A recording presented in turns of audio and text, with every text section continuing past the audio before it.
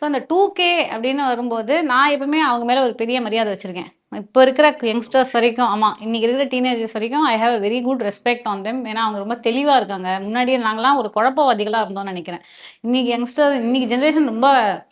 And இவங்க எல்லாமே நடித்த அந்த பசங்க எத்தனையோ கேர்ள்ஸ் இல்லைன்னா யூடியூப் அப்புறம் சாரோட எப்பவுமே ஒரு யங்ஸ்டர்ஸ் குரூப்பே இருக்கும். கேர்ள்ஸ் அண்ட் பாய்ஸ் நிறையா, அது அசிஸ்டன்ட் டைரக்டர்லேருந்து எல்லாம் கூடவே சுற்றிட்டு இருப்பாங்க.